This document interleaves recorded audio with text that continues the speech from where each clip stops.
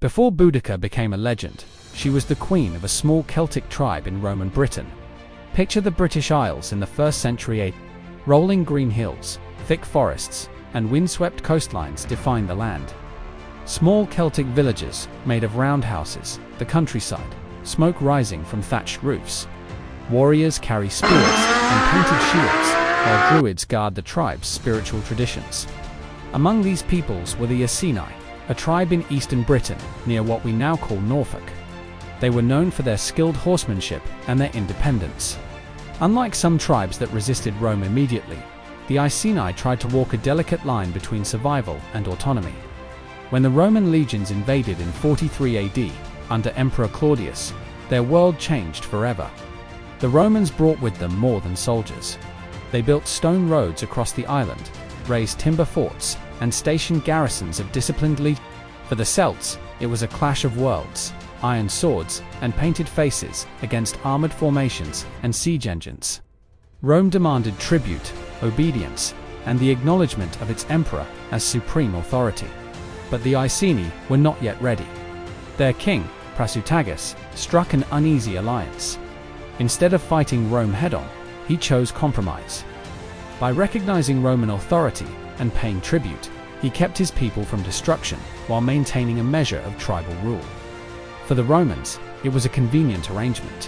One less tribe to conquer outright, and a local ruler to help keep the peace in a restless province. It was during this time that Boudica entered the stage. We know little of her early life, but Roman writers later described her as tall, fierce, and commanding in presence, with long flowing hair and a piercing gaze. To her people, she was not just a queen, but a warrior in her own right. Her marriage to Prasutagus cemented her place as queen of the Iceni, a partner in both politics and survival. Imagine her world, walking through wooden palisades that protected Iceni settlements, overseeing rituals at sacred groves, and watching Roman soldiers march along newly built roads nearby. Every day, the contrast grew sharper between Celtic freedom and Roman order. The alliance was uneasy. The Iceni paid tribute, but they kept their lands and their customs. Rome tolerated this independence as long as taxes flowed and no open rebellion broke out. Still, beneath the surface, resentment simmered. Roman officials saw the Iceni as subjects, not allies. Soldiers stationed in Britain looked at Celtic traditions as barbaric. Meanwhile, tribal leaders viewed the Roman presence as a constant insult to their way of life. Prasutagus balanced on this knife's edge. He played host to Roman envoys, distributed wealth to demonstrate loyalty, and tried to secure peace for his tribe. But he also made sure that Iceni warriors remained armed and that their identity endured. For the Iceni, survival meant compromise. For the Romans, it meant dominance. The arrangement was never built to last. Through these years, Boudica likely grew sharper in her distrust of Rome. She witnessed how other tribes that resisted had been crushed, their leaders executed, their people enslaved. She also saw how quickly Rome claimed lands as its own. The Iceni may have been spared destruction for now, but only at the cost of bowing to foreign power. Visually, you can picture two Britons side by side. On one side, the Celtic roundhouses, smoke curling into grey skies, warriors decorated with blue woad, druids chanting around sacred fires. On the other, Roman stone roads cutting straight lines across the countryside, forts manned by soldiers in gleaming armor, and tax collectors pressing for tribute. These two worlds coexisted uneasily, each waiting for the moment the other would give way. Boudica, as queen, walked the line between them. She had to project loyalty when Rome's representatives visited, while embodying strength for her own people. She became a symbol not just of her tribe's survival, but of what independence still remained in Roman Britain. For a time, the alliance seemed to hold. Prasutagus ruled, Rome collected tribute, and the Iceni remained intact. But beneath the surface, the seeds of conflict were already sown. The Iceni were proud, their warriors restless, their queen unwilling to be simply a vassal. The Romans, for all their tolerance, viewed allies as temporary eventually. Every tribe would be absorbed fully into the empire. And when Prasutagus began to age, questions of succession loomed. What would happen to the Iceni when their king was gone? Could the uneasy alliance survive without him? For Boudica and her people, the answer would shape everything that came next. The fragile peace would not hold. Soon, betrayal would shatter the alliance. And Boudica would rise, not just as queen, but as the leader of one of the greatest revolts Rome ever faced. After Prasutagas's death, Rome broke every promise made to Boudica and her people. Prasutagas, king of the Iceni, had ruled under an uneasy pact with Rome. He paid tribute, accepted Roman supremacy, and in return, his tribe was allowed to keep its lands and a measure of independence. But when he died around 60 AD, that balance collapsed. Hoping to protect his family and tribe, Prasutagas made a will that left his kingdom jointly to his daughters and to the Roman emperor. In Celtic tradition, succession through female heirs was normal, and by naming Rome as co-heir, Prasutagas believed he was ensuring stability. But Rome did not honor his wishes. To them, there could be no shared rule. The Iceni were subjects, not partners, and the idea of women inheriting power was unthinkable to Roman law. The emperor's officials dismissed the will, declared the Iceni kingdom absorbed, and began seizing lands outright. What had been an alliance turned overnight into conquest. Imagine the scene: Roman soldiers marching into Iceni territory, their standards raised high, confiscating fields, livestock, and tribal treasures. Estates belonging to Iceni nobles were stripped away. Wealth that had taken generations to build was claimed as property of the empire. Families were displaced, and resentment spread like wildfire. Boudica, newly widowed, now stood as queen. She confronted Roman officials. According to Roman historian Tacitus, Boudica was publicly flogged, a deliberate humiliation meant to show that even a queen was powerless before Rome. Worse still, her young daughters were assaulted by Roman soldiers. For the Iceni, this was more than political betrayal, it was sacrilege. In Celtic culture, family honor and tribal dignity were sacred. To whip their queen and violate her daughters was not just an act of cruelty, it was a message of total domination. To the Romans, it was a display of authority. To the Britons, it was unforgivable. Visualize the contrast. Roman governors sitting in their timber halls, dictating terms of taxation, while outside Iceni families wept as their homes were stripped bare. Soldiers carted off grain and cattle, while collectors demanded silver to fill imperial coffers. Taxation, once tolerable under Prasutagas, now became relentless. Debts were inflated, interest piled on, and local lenders grew rich at the expense of broken tribes. One notorious figure was Seneca, the philosopher and tutor to Emperor Nero. Tacitus records that Seneca had forced loans upon the Britons, and, after Prasutagas's death, demanded repayment in full. Combined with the confiscations, this financial pressure crushed the Iceni. The image is stark. Proud warriors reduced to beggars, nobles turned into slaves, wealth stripped from a people who once considered themselves allies of Rome. Meanwhile, Roman governors in Britain, particularly Gaius Suetonius Paulinus, showed little patience for unrest. Suetonius focused on expanding Roman control, campaigning in Wales against the Druids at Anglesey, seen as a center of Celtic resistance. While he was away with much of the army, Roman officials exploited the Iceni, certain that fear would prevent rebellion. They underestimated Boudica. Boudica endured her flogging, but she did not break. She gathered her people, retelling the outrages committed by Rome. Her scars became symbols of Roman treachery, and her daughter's suffering became a rallying cry. The Iceni were not alone in their anger. Neighboring tribes, long burdened by taxes and exploitation, saw in Boudica's humiliation the fate that awaited them. Outrage rippled across Britain. Picture the villagers, warriors sharpening spears in firelight, elders whispering of omens, mothers clutching children in fear of Roman cruelty. Where once there had been resignation, now there was fury. The Romans thought they had silenced a people. Instead, they had planted the seeds of rebellion. In Roman garrisons, soldiers carried on as usual. They could not imagine that the tribes of Britain might rise against them. They believed terror would keep order. Instead, terror only united their enemies. For Boudica, the betrayal was personal and political. Rome had destroyed her husband's legacy, humiliated her body, and scarred her daughters. But more than that, Rome had broken trust. The Iceni had bent the knee, paid tribute, and honored their word, only to be crushed the moment it was convenient. There could be no peace, no compromise, no coexistence. No longer just the queen of the Iceni, she became the voice of a people wronged, the embodiment of outrage against Rome's arrogance. She began to speak not only of vengeance, but of freedom, of driving the invaders from Britain. The countryside simmered with anger. Villagers whispered her name, and warriors pledged their loyalty. Soon, Boudica would lead an uprising that would shock the Roman world. This was the moment of decision. Rome had broken every promise, and the tribes of Britain would answer in blood. Boudica rose as a leader, calling tribes to unite against Roman rule. The floggings, the assaults, the theft of landall had lit a fire across Britain. But outrage alone does not create an army. What transformed resentment into rebellion was Boudica herself. Standing before her people, scarred yet unbroken, she turned suffering into resolve. Ancient sources describe her speeches as fiery, filled with defiance. She reminded the Iceni that Rome had mocked their customs, dishonored their queen, and trampled their future. To fight was not only just it, was survival. Picture her addressing the warriors in the open air, perhaps on a wooden platform or within a sacred grove. The crowd gathers, armed with spears, axes, and hunting bows. Fires flicker in the night as she raises her voice. She points to her daughters, living symbols of Rome's brutality, and swears vengeance. Her words spread like wildfire.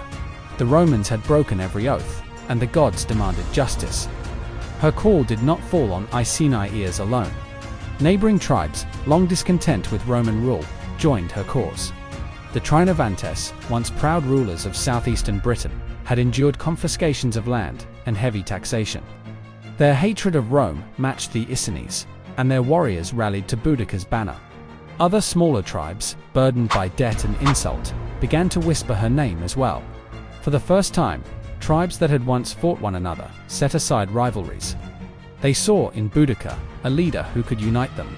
The sight would have been extraordinary. Banners raised over fields, tribal standards carried side by side, warriors from across Britain swearing to march together. This was no longer a local revolt. It was becoming a war for liberation. The first targets were Roman outposts. These were vulnerable, lightly defended, and symbols of occupation. The Britons struck with speed and fury. They overwhelmed the soldiers, torched buildings, and freed captives. Smoke rose from Roman watchtowers as news of rebellion spread. Imagine the scenes: warriors storming wooden palisades, their war cries echoing across hills, while Roman soldiers scrambled to defend. Flames engulfed timber structures, and the spoils of victory were carried back to tribal camps. For people long oppressed, these early triumphs were intoxicating. Rome, the seemingly invincible empire, was bleeding. These victories were more than tactical gains. They were proof that Rome could be resisted. Each destroyed garrison, each burning outpost, drew more tribes into the rebellion. Messengers carried word of Boudica's leadership far and wide. The Iceni and Trinovantes had shown the way, and now others answered. Visualize the swelling host. Men painted in woad, shields clashing in rhythm, women chanting to the gods, druids blessing the warriors before battle. It was not a professional army like Rome's legions, but it was vast, driven by rage and belief. The rebellion grew into tens of thousands, a tide of humanity surging against occupation.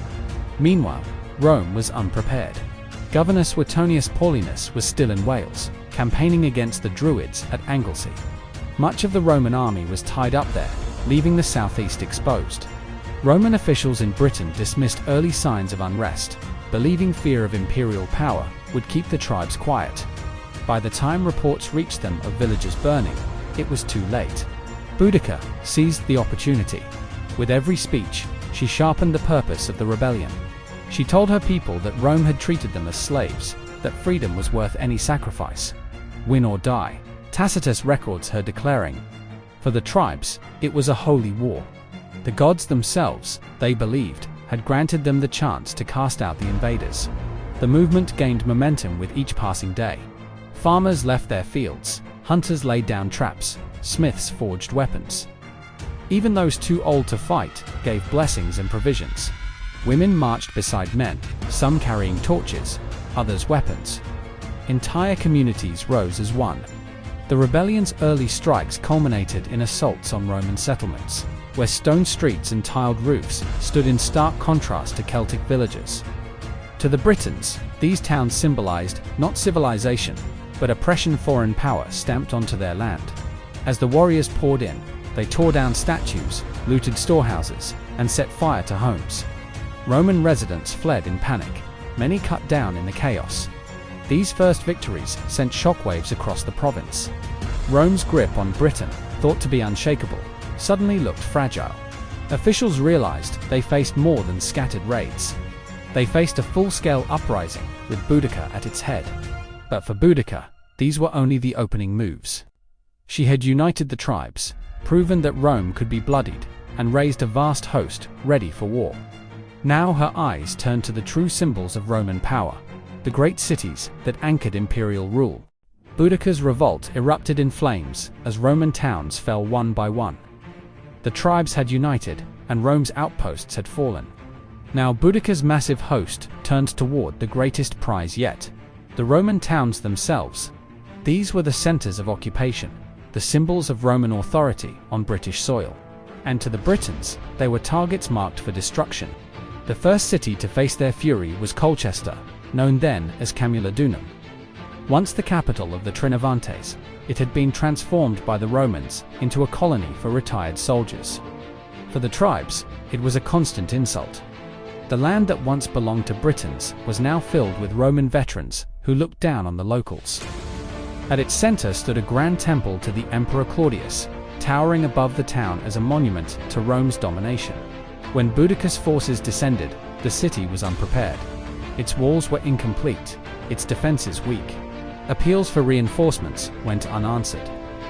The Britons stormed the settlement with overwhelming force. They torched homes, toppled buildings, and slaughtered the colonists. The Temple of Claudius, once a proud Roman symbol, became a death trap where survivors barricaded themselves before being burned alive. Smoke rose so thick it darkened the skies. Colchester was wiped from the map. News of the destruction spread panic. Roman officials scrambled, but with Governor Suetonius Paulinus still away in Wales, few troops were available to stop the advance. The next target was London Llandudno. Though only a young settlement, it had already become a bustling hub of trade and administration. Merchants thrived there, and Roman authority was felt in every street. As Boudica's army approached, the governor rushed back with his forces. But when he reached London, Suetonius realized he did not have the strength to defend it. His troops were too few, his supplies too limited. Reluctantly, he ordered an evacuation. Citizens were told to flee if they could. Those who remained would face Boudica's wrath, and wrath it was. The Britons surged into Londinium, tearing down its timber buildings, looting its storehouses, and setting the city ablaze. Flames consumed markets and homes, temples and forums.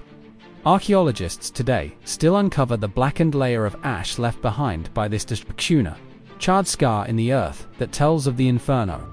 Those who failed to escape were massacred. Men, women, and children alike fell to the vengeance of the tribes. If you're enjoying this series, make sure you're subscribed so you don't miss the next hard-to-believe video. Her revolt is one of the most dramatic in all of history, and there's much more to come. The final city to face the storm was St. Albans, then called Verulamium. Situated north of London, it was another Romanized settlement, wealthy and exposed. By now, the Britons were unstoppable, their confidence growing with each victory. They fell upon Verulamium with the same ferocity, setting fire to its buildings, dragging its people into the streets, and leaving nothing but ruins behind. Roman towns were collapsing in flames, their inhabitants slaughtered, their monuments reduced to rubble. The scale of the devastation was staggering.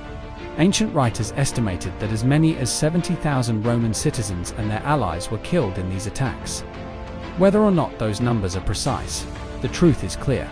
Entire cities were annihilated, and the Roman presence in Britain was brought to the brink of collapse. Visually, it is a haunting picture. Temples burning as statues of emperors topple, wooden roofs crashing in showers of sparks, panicked citizens fleeing down stone-paved streets, only to be cut down by warriors in painted shields. For Rome, these were more than losses of life and property. They were blows to its pride, its authority, and its image of invincibility. And yet, even in their triumph, the Britons had not destroyed the Roman military machine. Suetonius Paulinus still commanded a disciplined army. He bided his time, gathering what forces remained, waiting for the moment to strike back. Boudica's victories had shaken the empire to its core, but the war was not finished. Ahead lay a confrontation that would decide the fate of Britain. Suetonius Paulinus, the Roman governor, regrouped his forces to face Boudica head-on. After the burning of Colchester, London, and St. Albans, Britain seemed to belong to the tribes once more. But Rome was not finished. Suetonius had retreated westward, gathering what remained of his legions. Though the province had been devastated, the Roman army was still a machine of discipline and strategy, and Suetonius, hardened by campaigns across the empire, knew that victory would not come through numbers, it would come through tactics. The stage was set for a showdown unlike any Britain had ever seen. Boudica commanded a massive host, swelling with warriors from across the land. Ancient sources claim her army numbered over 100,000, perhaps even more. While the true figure is debated, there is no doubt that her force dwarfed the Romans. It was a sea of tribes, men painted in woad, women carrying torches, chariots rolling across the plains, war cries echoing into the sky.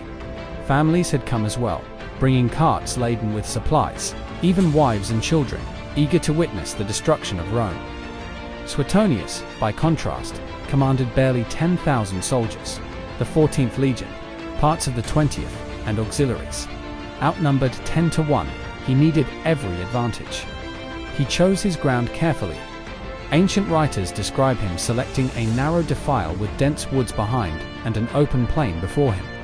This meant the Britons could not surround his army or use their numbers to envelop his flanks. His troops would fight in a compact line, shield to shield, in terrain that neutralized the enemy's size. The Roman preparations were meticulous. Soldiers formed ranks with heavy shields and short swords. Cavalry stood ready on the wings. Behind them, the dense forest acted as a wall, ensuring no retreat, but also no chance of ambush. Suetonius addressed his men with stern resolve.